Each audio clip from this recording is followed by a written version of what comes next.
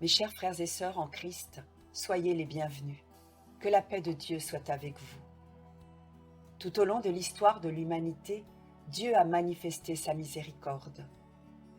Depuis le commencement des temps, la miséricorde divine est à l'œuvre dans le monde. La bonté de Dieu ne cesse d'agir pour rétablir l'homme dans son identité originelle. L'Écriture dit « Dieu créa l'homme à son image ». Et c'est dans cette perspective que nous pouvons apprécier pleinement l'amour incommensurable de Dieu pour le peuple élu.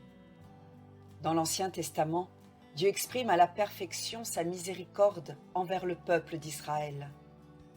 Et ce, malgré leurs doutes, leurs gémissements et leurs récriminations incessantes.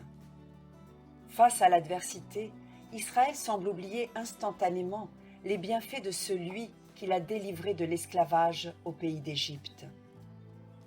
Tout au long de sa marche vers la terre promise, au moindre obstacle, ce peuple inconstant s'est révolté contre son libérateur.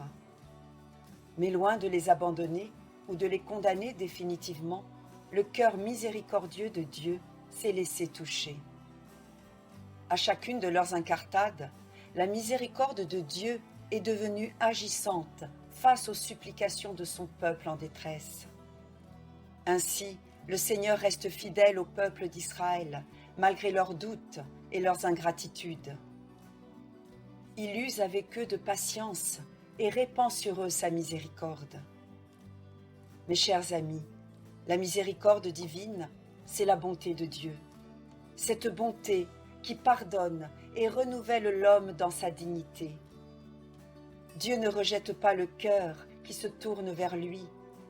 Il ne veut pas voir l'humanité à terre. Il ne veut pas sa déchéance. Bien au contraire, son indicible amour veut relever, purifier, restaurer l'être humain. Notre Père céleste désire que nous soyons tous des hommes et des femmes debout, libres de toute emprise. Que chacun et chacune ait une foi responsable pour que s'accomplisse le projet de Dieu dans sa vie. Projet de bonheur et non de malheur. Le Nouveau Testament offre une place d'honneur à la miséricorde divine dans le sacrifice du Christ. Sa vie est ainsi donnée pour les péchés de l'humanité. La miséricorde, c'est le visage du Christ, ce visage qu'il a révélé quand il allait à la rencontre de tous, quand il guérissait les malades, quand il s'asseyait à table avec les pécheurs, et surtout, quand cloué sur la croix, il a pardonné à ses persécuteurs. Père, pardonne-leur, car ils ne savent pas ce qu'ils font. Nous avons là, mes chers frères et sœurs en Christ, le vrai visage de la miséricorde divine. Et ce visage doit être gravé dans nos cœurs, dans nos âmes, pour mettre nos pas dans les pas de Jésus. Être à l'image du Christ, afin de devenir un canal de son amour à l'égard de tous, sans aucune exception. Ouvrir la porte de notre cœur pour écouter la voix du Seigneur, c'est la condition sine qua non pour changer nos cœurs de pierre en cœurs de chair, pour que nos vies se transforment en dons d'amour pour le prochain.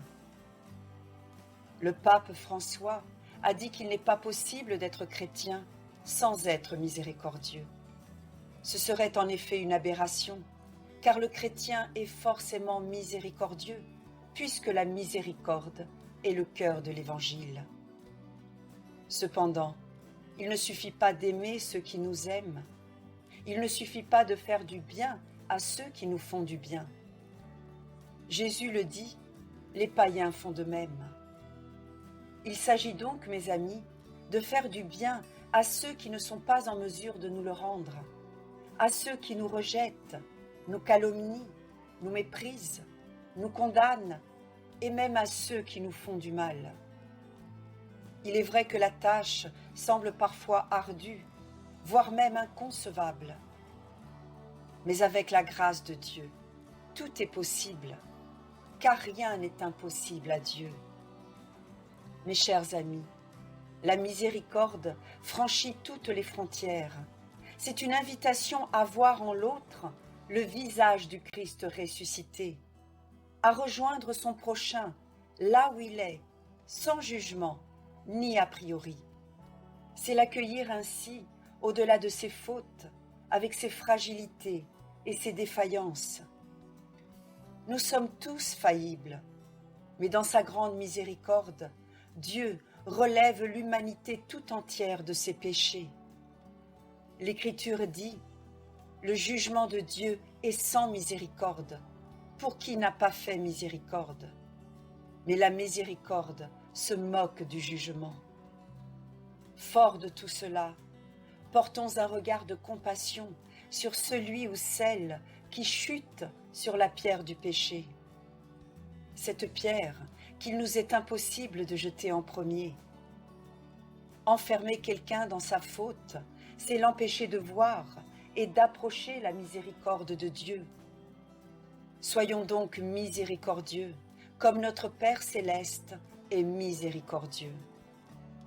Créé par Dieu, notre cœur est à l'image du cœur de Dieu. Et c'est en accueillant dans nos vies la miséricorde de Dieu que nous devenons tous capables d'être miséricordieux. Soyez tous bénis, au nom de Jésus-Christ. Amen.